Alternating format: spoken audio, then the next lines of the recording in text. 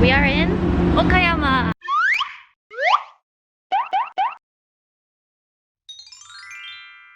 What's a classic Japanese dish that we haven't had yet? Sushi! Yeah. In Okayama, they're famous for two kinds of fish, herring and mackerel. So let's go try it out. Woo! Okayama is famous for two kinds of fish in particular. Sawara is Spanish mackerel, and mamakari sushi is made using herring. So we're trying mamakari sushi, which is a nigiri made of herring, and a sawara don, which is a sashimi bowl made of Spanish mackerel. Well, this is the herring. Cheers. The whole thing. The fish is sliced really thinly, but it's not like those cheap sushi where it's unsatisfyingly ratioed rice and fish. It's very tender, almost like a slice of cooked fish. That's the texture I get from it. And the rice is quite strong in vinegar, so the soy sauce with a bit of salt kind of balances it out. It's got a light fish flavor, of like say whitefish. The quality is very good, but I can't specifically compare it to anything else that I've eaten. It's really interesting and I would really recommend it.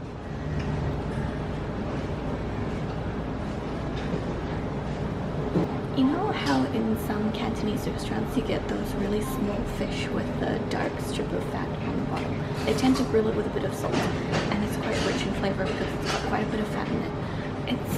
The flavor is like that, only very, very, very toned down. Like how a sashimi is a lot milder in flavor than a cooked piece of fish. In terms of the texture, it is also kind of like that sort of forced dry, cooked, flaky texture, only in sashimi form. Like a softer version of that. Instead of an actual firm flaky fish, it sticks together like a piece of raw fish. But yeah, the only way I can describe it is like cooked mackerel or cooked sardines, cooked fatty fish. It's really, really interesting. I would highly recommend that. It's delicious. That's really, really good. This is miso soup. It looks like it's got more than just the miso. It's got seaweed, tofu, mushrooms, and a couple of pieces of carrots. Nice and warm. Not as salty as I expected the miso soup to be. And with every sip, you get a couple of pieces of the vegetables inside, so you get a fun little chew. I have in front of me the sawara don, and it seems like warm rice with some seasoning, and also fresh, sliced sashimi of sawara, which is Spanish mackerel. Right, let's give it a go.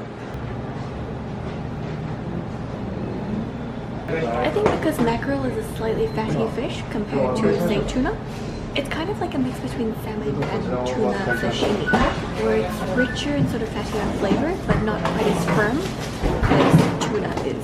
The rice is quite nice, and there's also a pile of grated ginger on top, which pairs quite nicely with the fish and the salted soy sauce that's on top of the rice as well. This is really good, and it completely surprised me.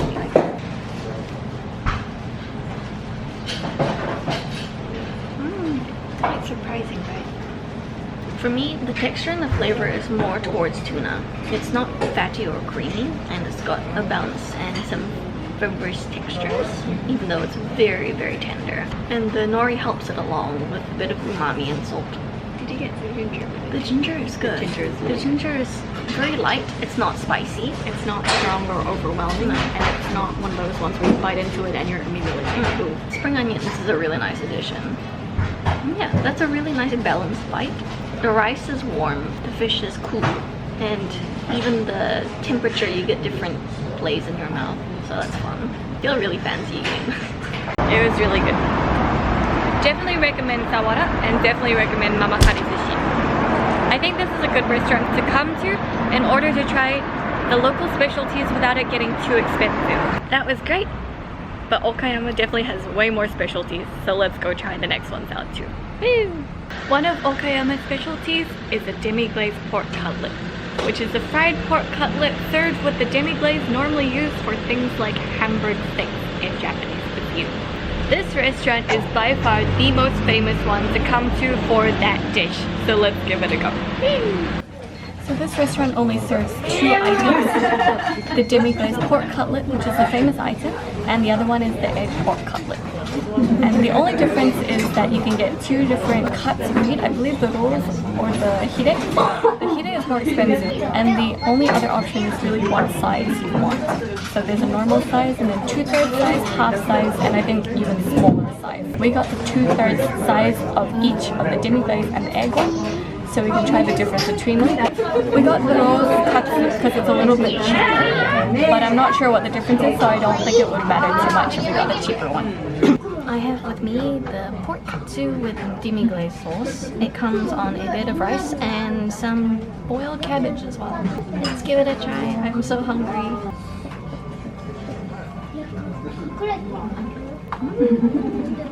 The pork is really tender and the outside is crispy even after the sauce is poured on. The sauce, I thought would be like a really strong flavor. It's more like the okonomiyaki sauce. Sweet, sour, vinegary, very fruity. Most of the flavor comes from that, but you get the pork fat flavor, the crispy skin, and the soft rice. And although it's a really simple dish, it's just made of basically 3 components: the rice, the meat, and the sauce. I don't think I'll get tired of eating something like this. Of course it's good. Of course I like it. What about this could you possibly hate? I have the tamago toji katsu, I think that's what it's called. Let's give it a go. So this is a pork cutlet, crispy pork cutlet that's been cooked with egg, some dashi, and looks like some onions and vegetables as well. And the pork cutlet is not super crispy, but there is still a bit of crunchiness from it from the breading. The main flavor that comes out of it, other than the pork, is the dashi, and it's just light in flavor, a little bit salty and a little bit savory, but it goes really well with the egg because it complements it and makes it even more meaty in flavor. Then you get some sweetness coming through from the onions as well. The sauce kind of soaks all the way through the rice, so the rice is seasoned as well. And it's just super satisfying. The rice is fluffy and the meat is good. It's very meaty and very hearty. I'm full. What did you think of it? Good.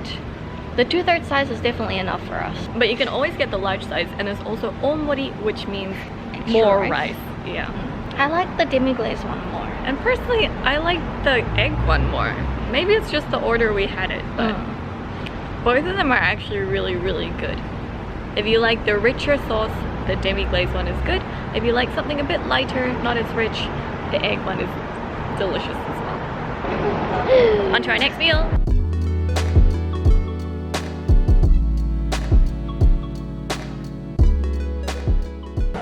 Okayama is famous for their fruits. They grow a lot of fruits, so it's also known as a fruit land of Japan. Okayama, for that reason, is also very famous for fruit parfaits. And you can actually go to an Okayama Parfait website to check out all the places which change their parfaits according to the season of the fruit available now. We're here at Cafe Urbano at the ANA Crown Plaza Hotel because they have one of the best parfaits around, according to a little bit of research. So we're gonna try it out and see how the melon parfait. There are 2 different kinds of fruit parfait. One of them is a standard parfait selection, and the other one is a more premium one for more than twice the price. The standard one comes already with a special fruit that is in season, but with the premium one, it's a larger version, so you have to order it online at least 2 days before. I'll put all the links in the article, which will be in the description. We went with the standard one and also a cake of the day, which they let us actually choose from 3 cakes, and I chose the most popular one with lots of fruit on top. I've got the strawberry shortcake. I actually had to switch out the fruit tart for this one, even though the fruit tart had more fruit, because I have a kiwi fruit allergy, so I can't eat it. Anyway, strawberry shortcake, let's go.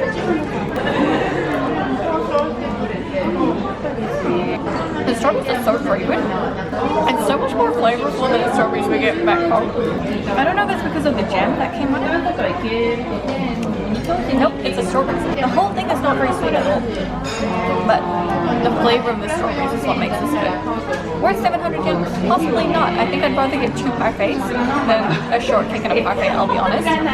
Because the parfait is quite large in comparison, but still a very, very good strawberry shortcake. This is for all the toppings in case you want to eat the other parts. So I'm gonna start separating these and hope for the best. Oh.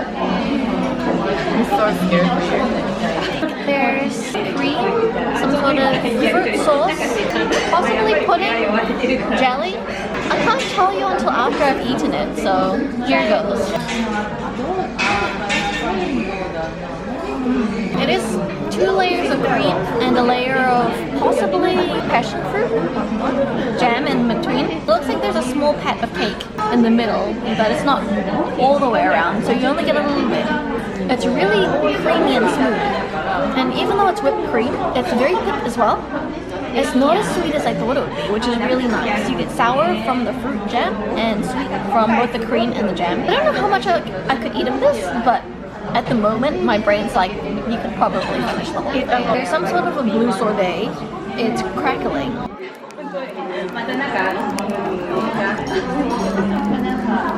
Popping candy?